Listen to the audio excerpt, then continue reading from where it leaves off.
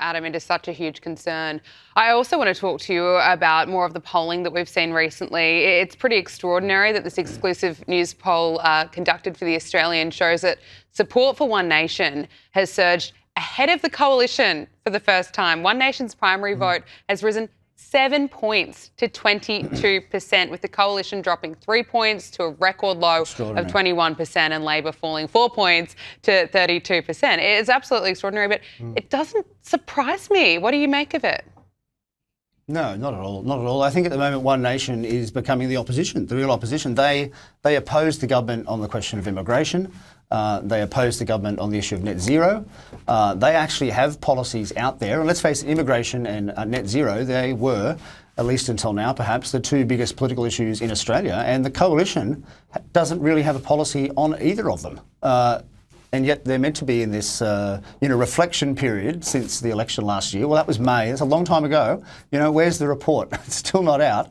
And I think that suggests that they don't internally know what the position is going to be. Now, they have come out, as you know, the Liberal Party has come out and said that they oppose net zero, but they don't really talk about it at all. I mean, One Nation's out there on the front foot.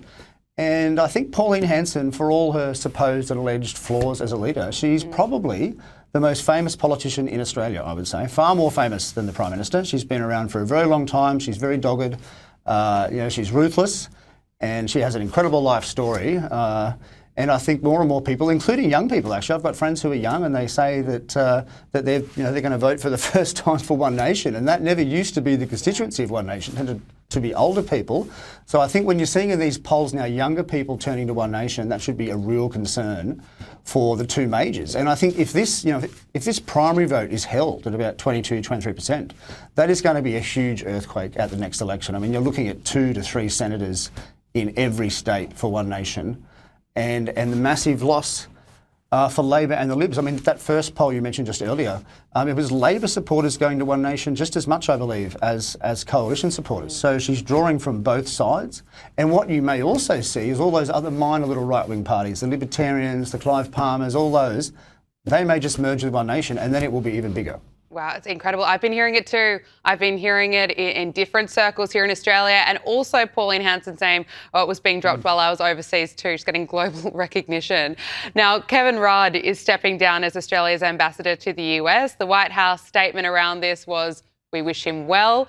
Now, Adam, you wrote back in 2022 that Kevin Rudd's appointment as ambassador to Washington is likely to go one of two ways, brilliantly or disastrously. I'd like your thoughts on that. And of course, you wrote back actually in 2024, Trump 2.0 could end Kevin Rudd's Washington stint. And you weren't wrong about that either. Don't hold back. Give us your thoughts around the departure. I got those forecasts right. No, well, I think I wrote 2 columns, and you mentioned one, and certainly it was the disaster in the end. But I think I also wrote one that says he has to go. And I remember at the time being mocked by various leftist commentators saying, "Oh, you're being hysterical, blah, blah, blah." But no, that was right. He did have to go. And people say, "Oh, he's going at the end of his term." Not really. He's got more than a year left. And believe me, that's a job you don't leave because it's a great job. Have you seen the house? Unbelievable mansion you get there with staff and a lot of prestige, a lot of influence, very high salary, much higher salary than an ordinary cabinet minister.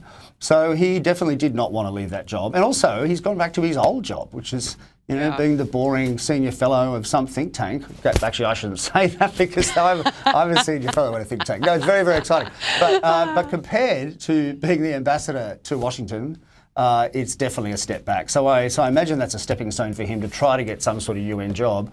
But he will find that difficult because the US obviously is very influential in that body. And if Trump is true to his word, saying that "I'll never like you," then he probably won't.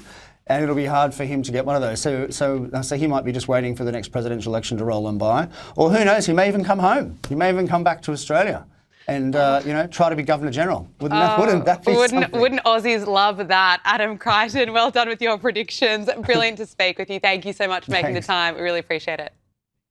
That's okay. Thanks for having me.